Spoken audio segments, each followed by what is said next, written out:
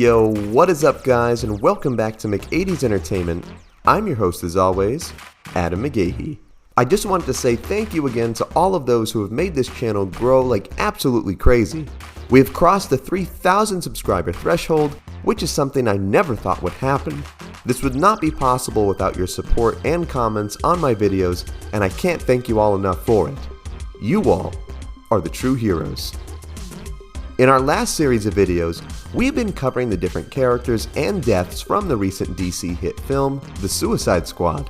I will have that playlist linked in the title card and description below. In today's video, we'll be jumping over to the other side of the universe in the land of Marvel to celebrate the anticipated What If series that just premiered its second episode on Disney+. I have not gotten to see episode 2 yet, but the Captain Carter episode was a great way to kick off the Marvel Multiverse. While episode 1 deals with the universe where Peggy Carter got the super soldier serum instead of Steve Rogers, and episode 2 deals with the world where T'Challa becomes Star-Lord instead of Black Panther, both of these dimensions still appear to be a more hopeful and positive timeline. However, there is a rather dark and bleak Marvel timeline that will be explored in a future episode, and that will be the world of Marvel Zombies. This has been teased several times in the trailers that we have gotten so far for the series. While there is no official announcement on the premiere date for this episode, I'd imagine we will get it sometime around Halloween. This has been further teased by the absolutely incredible Zombie Hunter Spider-Man figure that was recently revealed by Hot Toys and Marvel Legends. Who said Spidey doesn't wear a cape? My boy is looking fresh to death, and I can't wait to see him in action in the upcoming episode.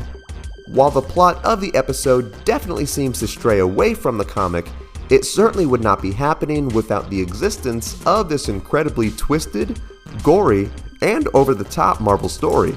So today's video will serve just to explain what the first Marvel Zombies is in order to prepare us for the undead superhero goodness that awaits us later this year. So without further ado, let's explore the comic origins of Marvel Zombies. What is it? Marvel Zombies is a dark Elseworld story that was first introduced in the pages of Ultimate Fantastic Four number 21 back in 2005. This dimension is known as Earth 2149. It started out very much like the regular Earth 616 Marvel Universe, except for a few small differences, such as Captain America being called Colonel America, who actually had served some time as President of the United States. Dude, how nice of a ring does President Rogers have to it? It would be like 4th of July every day. I'm here for the 4-year-long barbecue, baby.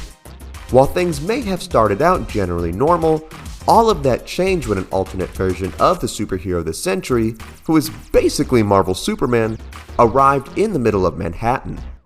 Not all was well with the hero, as he appeared to be infected with a mysterious virus that had transformed him into a bloodthirsty, hungry zombie.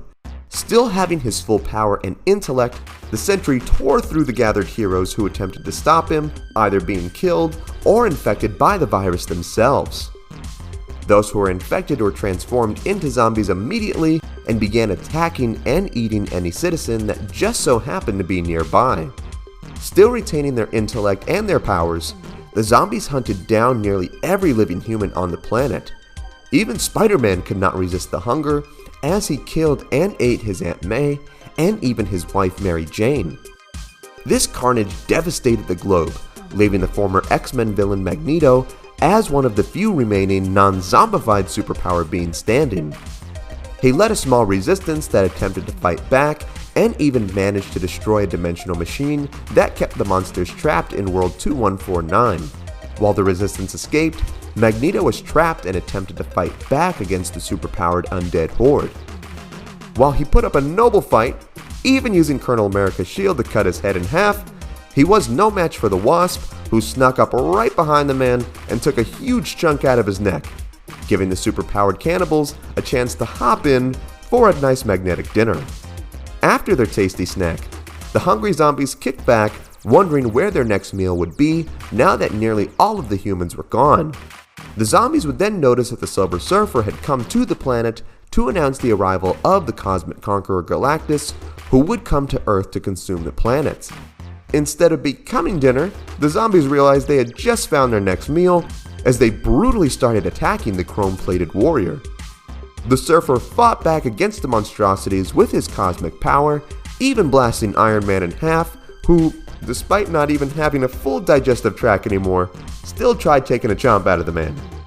The Surfer was able to kill dozens of the monsters, but it was not long before a zombie Hulk arrived and bit the Surfer's head clean off, giving the surviving zombies a nice silver-wrapped dessert. While this is completely gross with the way this is drawn, it looks like the Silver Surfer would taste like TV static. You know that feeling when your foot falls asleep? Just me? Am I crazy? Maybe I need some medical help? Maybe. Anyway, back to the video. The heroes that actually got a taste of the Silver Surfer happened to be the Hulk, Colonel America, Spider-Man, Luke Cage, Iron Man, Wolverine, and Giant Man. Once they finished their meal, they realized that upon eating the shiny Surfer Bro, they had gained his incredible cosmic power. They decided to channel this power by using it to cook their fellow zombified compatriots and proceeded to eat them. This is like double cannibalism. I can't anymore, man. This timeline needs some serious prayer, y'all. It is then revealed that none other than a very still human Black Panther had survived the events of the attack, but was missing his arm and leg due to Giant Man keeping him as basically human leftovers and would slowly eat at him to have a reliable food source. He would meet up with Magneto's fellow survivors who would escape the planet together. After noticing his herald was missing, the mighty Galactus would arrive on the Earth to announce that he was planning to consume it. Displaying his incredible power, Galactus laid waste to dozens of the zombies while the cosmic-powered ones played it smart and escaped. Seeing Galactus as a giant num-num, the zombified Iron Man, Giant Man, and Bruce Banner used their intellect to create a machine that would channel their cosmic powers. While they were hard at zombie science work, Zombie Spider-Man and Luke Cage played a nice game of cards. You know, typical zombie stuff.